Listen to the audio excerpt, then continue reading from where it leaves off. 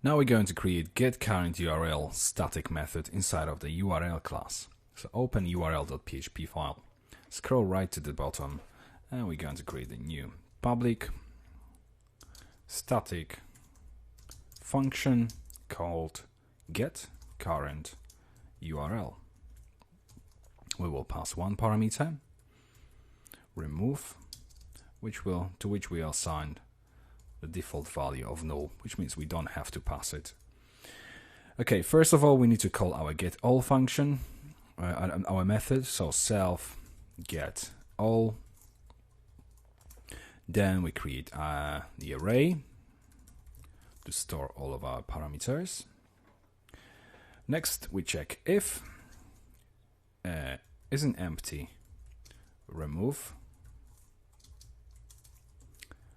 Then remove equals, if it is an array, then put it into array. Otherwise, simply pass remove itself. Okay, so now we're going to do for each loop, and we take self params as key equals value. Self params obviously have already values because we use getAll, and getAll function has fitted getParams array. So we have some values populated from the URL.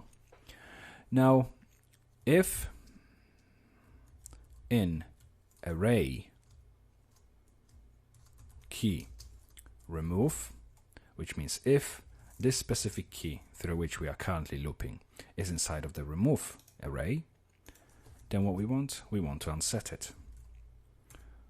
Self params key. We want to simply remove it from this params array. So that takes care of our remove parameters.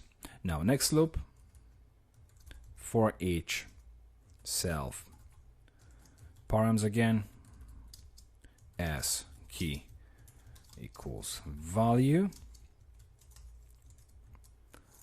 This time we will be adding pairs to our out array. So out 2 square brackets equals key dot to concatenate 2 double quotes underscore in between, equals and double quotes, then dot again to concatenate with the value. Okay, if we scroll down,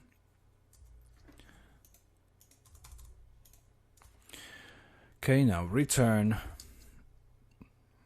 and we start with the /?, and now dot implode, and we're going to be imploding with the ampersand our out array. So that's everything in this function.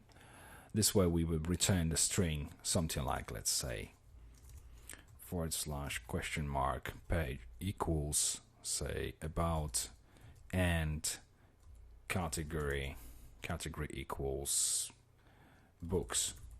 This is what this function will basically do. If we put category as the remove parameter as a part of this array, then obviously it would remove this parameter and will only return the parameters which don't match keys of this values of this array.